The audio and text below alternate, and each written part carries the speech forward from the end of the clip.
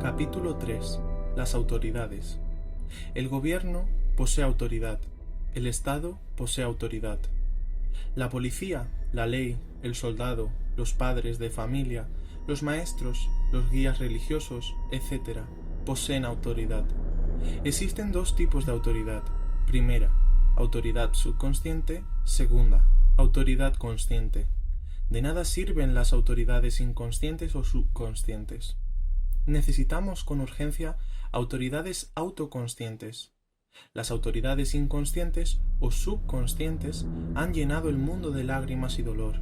En el hogar y en la escuela, las autoridades inconscientes abusan de la autoridad, por el hecho mismo de ser inconscientes o subconscientes. Los padres y maestros inconscientes hoy por hoy solo son ciegos guías de ciegos, y como dicen las Sagradas Escrituras, irán todos a parar de cabeza al abismo. Padres y maestros inconscientes nos obligan durante la infancia a hacer cosas absurdas, pero que ellos consideran lógicas.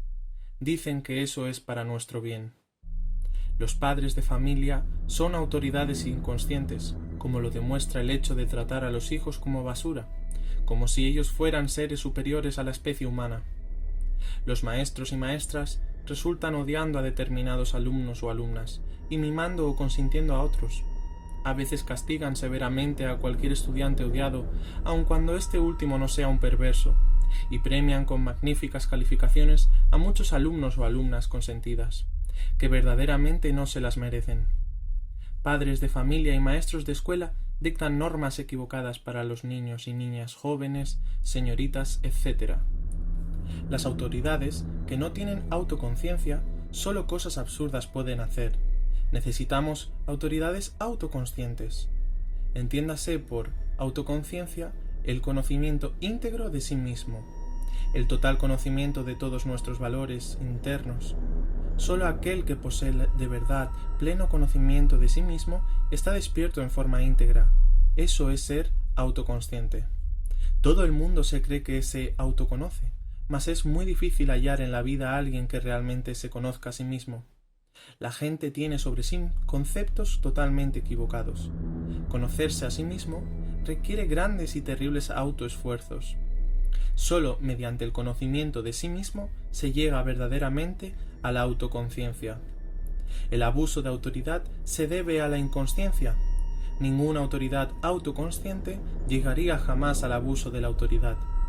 Algunos filósofos están contra toda autoridad, detestan las autoridades. Semejante forma de pensar es falsa, porque en todo lo creado, desde el microbio hasta el sol, existen escalas y escalas, grados y grados, fuerzas superiores que controlan y dirigen, y fuerzas inferiores que son controladas y dirigidas. En un simple panal de abejas hay autoridad en la reina. En cualquier hormiguero existe autoridad y leyes. La destrucción del principio de autoridad conduciría a la anarquía. Las autoridades de estos tiempos críticos en que vivimos son inconscientes, y es claro que debido a este hecho psicológico esclavizan, encadenan, abusan y causan dolor. Necesitamos maestros, instructores o guías espirituales, autoridades de gobierno, padres de familia, etc., plenamente autoconscientes. Solo así podemos hacer, de verdad, un mundo mejor. Es estúpido decir que no se necesitan maestros o guías espirituales. Es absurdo desconocer el principio de autoridad en todo lo creado. Aquellos que son autosuficientes, orgullosos, opinan que los maestros y guías espirituales no son necesarios. Debemos reconocer nuestra propia nadidad y miseria. Debemos comprender que necesitamos autoridades, maestros, instructores especiales, etc., pero autoconscientes, a fin de que puedan dirigirnos, ayudarnos y guiarnos sabiamente. La autoridad inconsciente de los maestros destruye el poder creador de los alumnos y alumnas. Si el alumno pinta, el maestro inconsciente le dice lo que debe pintar, el árbol o paisaje que debe copiar, y el alumno aterrorizado no se atreve a salir de las normas mecánicas del maestro. Eso no es crear. Es necesario que el estudiante se vuelva creador, que sea capaz de salirse de las normas inconscientes del maestro, inconsciente, a fin de que pueda transmitir todo aquello que siente en relación al árbol, todo el encanto de la vida que circula por las hojas trémulas del árbol, toda su honda significación.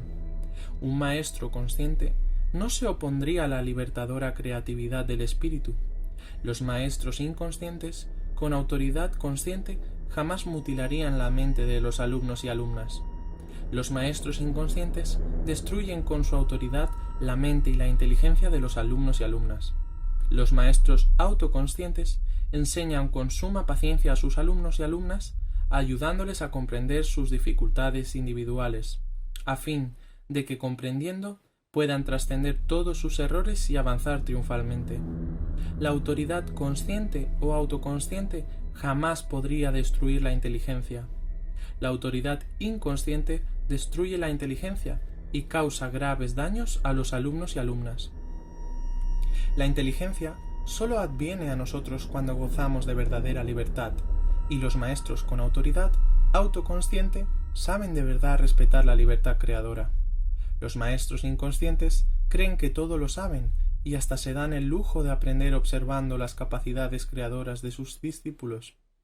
Es necesario que los estudiantes de las escuelas, colegios y universidades pasen de la simple condición de autómatas disciplinados a la brillante posición de seres inteligentes y libres, para que puedan hacer frente con éxito a todas las dificultades de la existencia. Esto requiere maestros autoconscientes, competentes, que realmente se interesen por sus discípulos, maestros que estén bien pagados para que no tengan angustias monetarias de ninguna especie.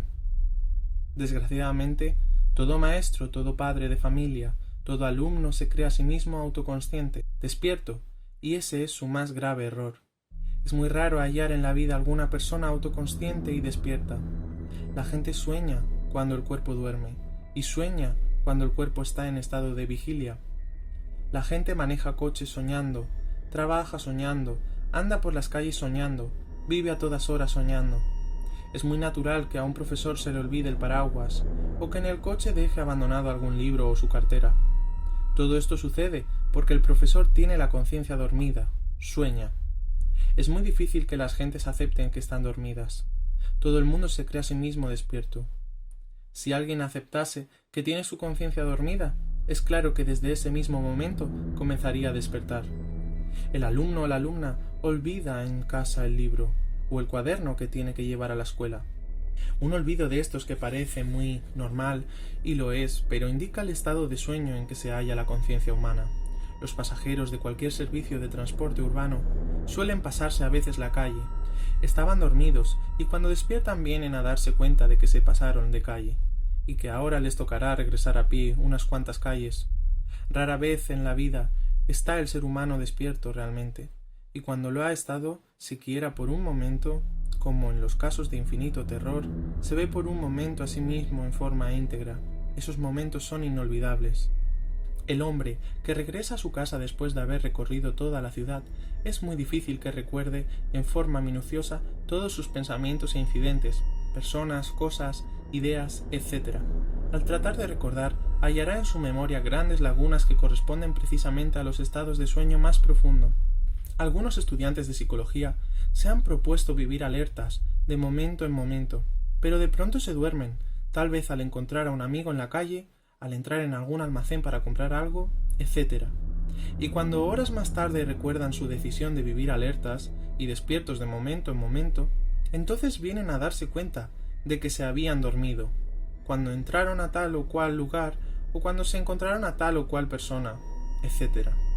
Ser autoconscientes es algo muy difícil, pero se puede llegar a ese estado aprendiendo a vivir alertas y vigilantes de momento en momento. Si queremos llegar a la autoconciencia, necesitamos conocernos a sí mismos en forma íntegra. Todos nosotros tenemos el yo, el mí mismo, el ego, que necesitamos explorar para conocernos a sí mismos y volvernos autoconscientes. Es urgente observarnos, analizar y comprender cada uno de nuestros defectos.